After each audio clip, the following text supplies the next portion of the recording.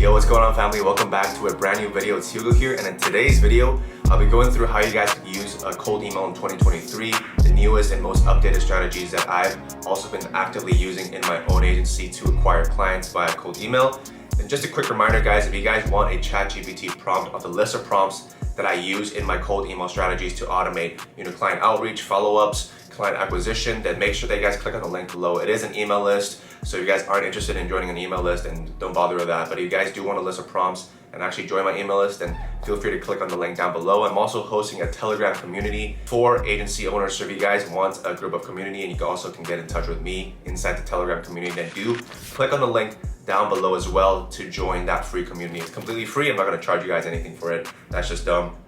But yeah, man, let's just get right into the meat of the presentation, how you guys can use cold email to find some clients. So first of all, let's talk about some potential applications of cold email. So a lot of people don't even know what it's used for. They just think, oh, it's to find clients, right? But you find leads, you find prospects, you build a network, which is really important. Research and development, kind of actually diving into your niche and doing some research in your industry. If you want to get started in the e-com agency niche, and you have no prior knowledge to running an e-com store, you never touched Shopify before, you never touched Facebook ads, then cold email can also be used to do some research, find out the customer's pain points, their struggles. Because if you don't have the slightest idea of what their struggles, their needs, their desires are, you can't really get them to book a call, because for them to book a call, they must have a current state which is in pain, right? And you need to identify that pain before you can speak to the pain. And before you can speak to the pain, you must do your research, because you are not your ideal client, right? You don't know what's out there, just like Shopify, just like dropshipping, a product which works really well for you might not perform well in the market. So it's all about market research, guys. So a really good way to do this is by finding out why people are clicking. If they're clicking, then you're doing something correct. Your offer is maybe halfway there. But if they're clicking a lot, that means you're doing something properly. You're doing something right. That just means that your offer matches their desires and their needs and struggles. You spoke to their struggles. They're curious now, and they want to see what's the next step, what sort of value you could provide, or how you could help them out, right? So that just means you know your niche well. That means you're doing something right? Number two is you're not just limited to selling services. With cold emails, you can get invited on podcasts, which are really important to just get your name and get your agency out there. Meet the top 1% of your niche. Sometimes just meeting people and networking with people allows you to then sell them on your services, because you've formed that connection already, right? So don't just think, oh, I'm just using cold email to find clients. Maybe think outside the box. What are some other ways I could use to leverage to actually sell services down the line too? All right, guys, so what's really important is understanding your recipient and your industry. At the end of the day, it is a person-to-person business, right? You're speaking directly to an individual on the other side of the internet, so you should understand their individual needs and their struggles too, right? So one of the most important steps in crafting an effective cold email, and that's why I want to recommend to a lot of people, is when you first start out, you don't really start off with e-com. I might just preach starting a lead gen agency. But if you have prior experience to Shopify, you've done dropshipping before, had some sort of results, and you guys could leverage that in your e-com knowledge, because you kind of know, what works and what doesn't work, and how you can improve some other businesses. But if you're just starting out and you have no prior knowledge to e-com, it's gonna kind of like a high barrier to entry in the SMMA niche. So if you guys are starting out, understand your target audience, right? Look at your skills, your experiences, clients that you might have worked with in the past, and see what you can gather out of that, right? So the process of cold email kind of works like this. It's researching your audience at first, make a personalized email. I really stress the importance of personalization, having it open, and then having the person answer it with either a yes or no, because a cold email just ends with a yes or no. It doesn't have to be on the first email, but that's the idea. But that's the goal of the kind of cold email structure, right? Having them to answer you with a yes or no. The tools that I use are LinkedIn Sales Navigator and Apollo.io. These are some great tools you could use to identify and research your audience, and actually start reaching out, build a list of leads, and actually have either an appointment setter reach out to them, ask them for their struggles and their needs, or you guys could reach out to them yourselves, either via cold email or by LinkedIn. These are some of the tools that I'm actively using in my agency. So once you guys actually have some traction with cold email, this is a pro tip here, you can start hiring freelance, lead gen agencies and appointment setters to do the heavy lifting for you, because you've already kind of gathered some knowledge on the industry. You kind of know what's working, what's not. Then you can start automating that process of getting people in the pipeline. So if your email contents are good, you won't regret spending a couple $100 on some appointment setters and getting a crazy high ROI. And most of them just charge per book call basis, so that's totally chill. Work on your close rate on your sales calls, guys. All right, so these are the steps you guys need to take before you start actually sending emails, which is a crucial step. because you're priming your accounts, right? So step one is making sure that you set up multiple domains. So my agency at growthspurtdigital.co. So you guys need to set up multiple domains. So, Hugo at growthspurtdigital.co, Hugo at growthspurtdigital.com, and then so on and so forth. Agency, experiment with different endings, and then the reason why you want to set up multiple domains. So the reason is to set up multiple domains. So treat it like kind of like a Facebook ad account. If it gets banned, and if the emails land in spam, and the email land in spam, is kind of hard to save it. If you're getting consistent lands in the spam folder. It's really important to have multiple bullets in your magazine, right? So it's kind of like having multiple bullets in your magazine. You're able to fire multiple times, not just having one bullet. So make sure that you guys prepare for that risk. In case some domains actually end up in spam. You might have not warmed up the domain properly. You might have been sending really shitty emails which aren't getting opened consistently, and that's why it's landing in spam, right? So the first step is just to set up multiple domains. This is just setting yourself up for success, guys. Number two is warming up these domains on a hosting software, right? So when I first started out, I was using Lenmore, then I changed over to Instantly, so you guys could experiment with either of those to start warming up your emails in preparation for them to get sent, right? All right, guys. So now let's talk a little bit about the structure of a cold email. All right, guys. So the structure kind of lays a bit like this. It's very simple and straightforward. A lot of people overcomplicate just cold email in general. But number one is subject line. Number two is compliment them, and make sure that it's a genuine compliment. Like actually make sure it's relatable to their business. So let's say someone just recently got a promotion. Actually compliment them, or you've actually used this brand's products before. Compliment their products. Make sure it's genuine, and don't just compliment people because this is in the formula. Like actually make sure it's helpful. If it's actually not helpful at all, it doesn't help you get your message across, and don't include it. Number three is including a case study, which this is a non-negotiable. You guys need to include a case study in your emails. And number four is have a CTA, because if you're not directing them to take any action on the email, then why are you saying it in the first place, right? Make sure that you have a CTA. Number five is signature. Don't worry, guys, I'll be going through every single step in just a little bit, right? All right, so now let's see some real life examples of some of the cold emails I've sent, right? So this is number one, is in the audio industry, and I'm pretty sure that most of you guys have actually heard of Sennheiser before. I was obsessed with their headphones when I was a little younger. But here's what it looks like. If you guys want to pause your screen and actually screenshot this, or read it out for yourselves, feel free to do so. Hey Mark, big fan of Sennheiser. I use your audio equipment every day for shooting videos and podcasts. My team and I over at GS Digital have recently generated an additional 50% in profit, guys, for an e-commerce brand doing multi-8 figures per month in less than 55 days with Growth Consulting. So Growth Consulting is basically helping the business with every aspect of their business. So that's how you maximize their growth, right? It's not just back end, it's not just ads, it's not just landing pages, it's not just CRO, it's not just customer service. You kind of help them with everything, and you work closely with their in-house teams to achieve that, right? So that's why you can charge so much with Growth Consulting. So much that they couldn't really help but increase their ad spend just to make sure that they're getting balanced revenue throughout the funnel. So quick story here, guys. We were able to generate this brand 50% of their monthly revenue from emails and SMS, from their back-end marketing.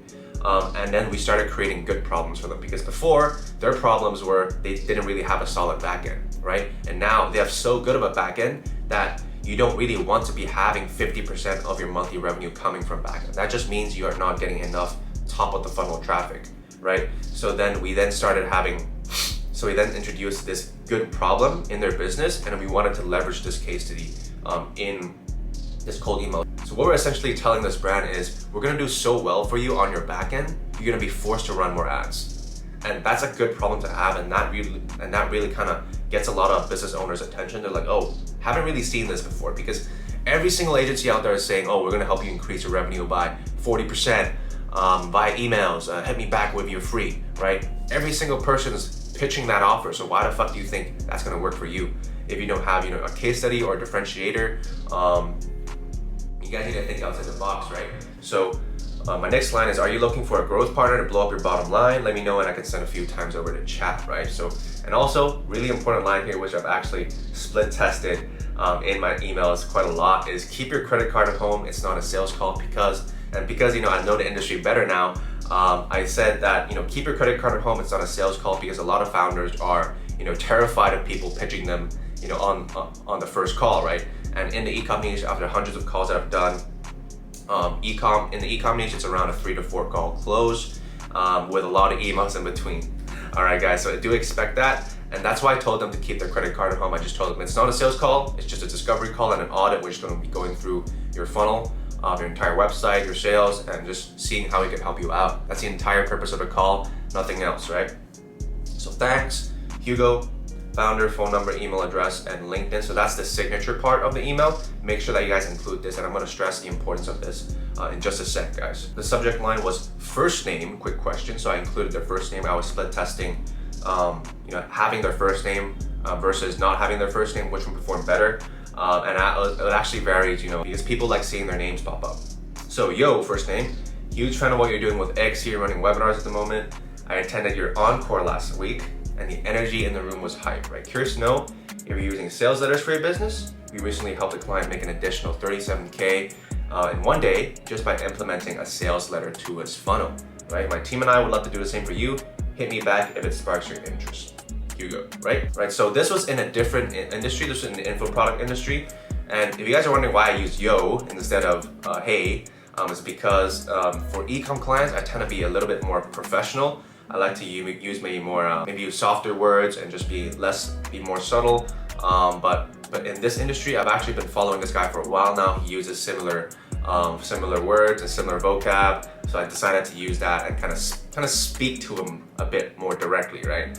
If you guys get what I mean. It's just from hours of research in the niche, right? And I also didn't include the signature here because I just think that would have been weird, and I just know it wouldn't help out that much, rather than in the e-com niche where people are more likely to think that you're more professional if you include that, right? So that's why I included that in the second email. So this is the third example, which is an e-com prospect that I found on LinkedIn. So I hit him with a cold email and a LinkedIn DM. So this was, hey Chris, heard your new position as Chief Marketing Officer of X company. Your backstory is really inspiring and congratulations on the new role, right? As you may know about the new applications of AI being able to automate creatives, we recently helped a brand increase their social media presence on TikTok by 125% just by leveraging AI creatives, right? We don't charge retainers, neither do we charge performance fees. We're coaches who provide in-house marketing teams with a 3-day seminar. So this is also after hours of doing research in the e-com niche. We don't charge retainers, neither do we charge performance fees. And we compiled a list of selected brands to actually reach out to with this message because we know that they're not going to be accepting a retainer or a performance. We're not going to be charging them at all because I know that they're not going to take it. And the reason for that is because they all had in-house marketing teams. And I was doing my research on Snob.io and I saw that they had huge teams. They probably had an email team, they probably had an ads team. What I was kind of sure of is that I know that they weren't leveraging AI creatives to kind of automate their creative making and save them a lot of time. So I decided to pitch that to test if this really met their desires and their needs. And because if there's FOMO right now in AI, a lot of business owners are looking to use AI in their marketing, right? We pitched actually a 3-day live Zoom seminar where we actually teach them and coach them on how to use AI and give them a list of prompts on how to actually utilize that in their creative making to save them time and then save them money. Because the reality is a lot of e-com brands want to exit without being attached to an agency. They value their in-house marketing team. So if you guys actually can provide a service like coaching to their teams, that'll be really valuable and you can charge a really high upfront cost. And yeah, we'd love to do the same for your team. Hit me back if you're open for a quick discussion, right? Hugo, founder. So I tried to include 3 different styles and 3 different offers just to let you guys in on a bit about how we actually perform in our agency and how you guys can actually take this away. You guys can screenshot this, you can take elements from this, apply it to your own cold email. I just want you guys to just spice your emails up, right guys? I don't want to be seeing boring emails anymore. All right, the next crucial step is crafting the perfect subject line. This is the first step and the most important step of the cold email process, which is crafting a good subject line. It's the first point of contact with a potential prospect. It's the first thing that they see in their inbox. So if you're able to actually constantly get your name on top of the inbox without spamming them, then you've done it correctly, and make sure that they're opening too, right? So if they're gonna judge you based on this, it's their first impression. So make sure that your subject line hits hard. So ideally, your subject line shouldn't be more than 4 words. I've tested this time and time again, and I realized that 4 words or less actually is the sweet spot for subject lines. So here are some great examples that you guys could use in your own subject lines. Quick question, name, quick question, company name. Emoji, I figured out emoji works really well because it is a great scroll stopper. Question, something for you name, interview invite. I've got a story for you. People love stories. They love, looking into stories. And their first name recommended, I got in touch, and intro. All right guys, so those are some of the subject lines you guys could use in your cold emails. Now let's hop into the case study portion. And this applies if you're a beginner, if you're selling a service. But if you guys are pros and you actually replicated results for multiple clients and you're able to actually guarantee that result, then you guys want to pitch. Then you guys want to sell that outcome, right? If you're a pro. A service is different from an outcome. Every word on that case study is engineered. If you guys, scroll back to my slide of the examples of my cold emails that I've sent through, realize that all of those words is engineered and planned out. No word is there for no reason. And the case study is mostly just about demonstrating your expertise, building authority, having credibility, and creating appropriate reaction from the recipient, right? And remember, guys, there's no set template. It really depends on your offer. I just want to provide you guys with some ideas and some inspo on how you guys can, utilize this in your own outreach. The next really important step of the cold email is having a CTA, right? Having a really powerful CTA. And it's the closing of your email, and it's your bread and butter, so you can't fuck this up, guys. So the goal of every cold email is to get them on a meeting. It's very simple, it's just a yes or no. Let's run through a quick example here, guys, which is a simple ask. Interested? Let me know and I can send a few times over to chat. So that's just a very short, quick, punchy, to the point CTA. And another one is a specific benefit, which is a little longer, but you go more in depth, right? Can you take on more clients? Let me know and I can send a few times over to chat. That applies if you're an appointment setting agency, if you're a sales agency, you help people out with sales and getting them more clients. So the next step is the signature, guys, which is what goes at the bottom of the email after CTA and after your name. Nothing really fancy here, just include like your phone number, your address, your email, and also if you have any social profiles which are have some sort of credibility of some sort of following, then do make sure to include that. And if you only have like 1 follower or 2 follower and you don't even have your website built yet, then make sure that you guys don't include it. Just make sure you guys don't include this stuff just because I'm saying it, right? Make it match for your situation and your agency, because if you're gonna have a LinkedIn following of 1 follower with a half built out agency and a half built out page, it hurts you more than it helps you. And sometimes not putting something there is better than putting something there. And most importantly, it's just to show that you're not a scammer. Most people are never gonna call you up on your phone number, so don't worry, guys. Out of the hundreds of thousands of emails that I've sent for cold outreach, I haven't received a single call from any of these founders. And later on, let's say they reply to you and they hop on a sales call with you, you want to take this through text, you can always just refer to my phone number I sent to you via the email, right? It's professional, you can just refer back to it, and it's not confusing. The next step, which is super important, which is follow-ups.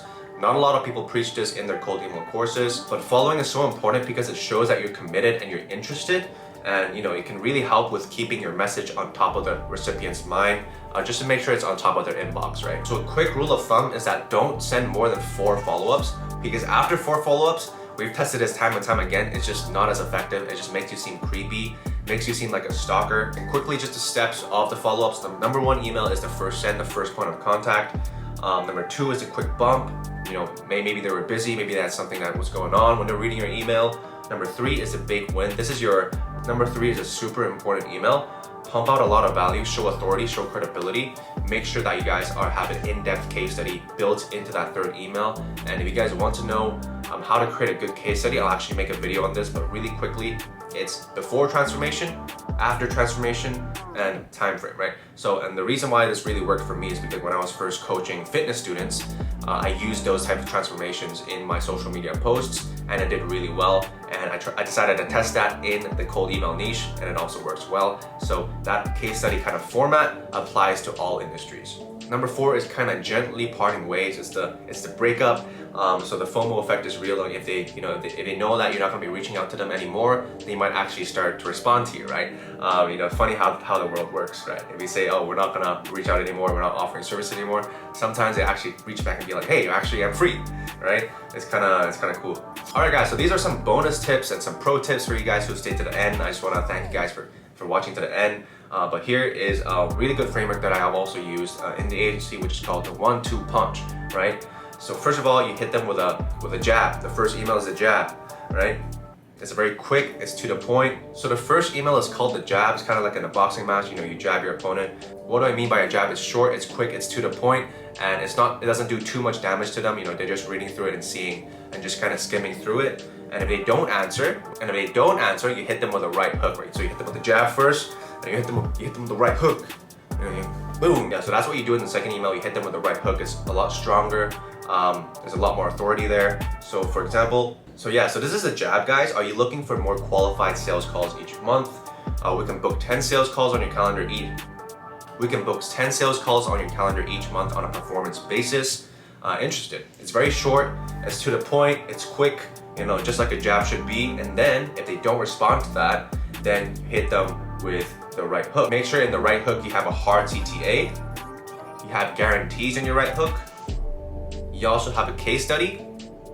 And you don't really need case studies here, guys. If you have one case study which you're proud of, make sure that you leverage the shit out of that case study and rinse it. And more info about your strategy or mechanism or system on how you're able to generate results for your clients. The reason for my email the other day is because you can book 10 calls on your calendar each month on a pay-per-call basis with personalized cold emails. We recently did this for this client with this case study, and they closed $25K in their first month, and then you hit them with a CTA, right? So you're kind of explaining why, you're kind of explaining the reason you reached out, and then you then transition into your offer and what you can do for them, and then you transition into the case study, leveraging that case study and say, oh, we did this for this company too, and these are the results that we were able to generate them in a certain time frame, and then you hit them with a CTA. That's just beautiful to me, right? And a right hook always works out, always knocks them out, right?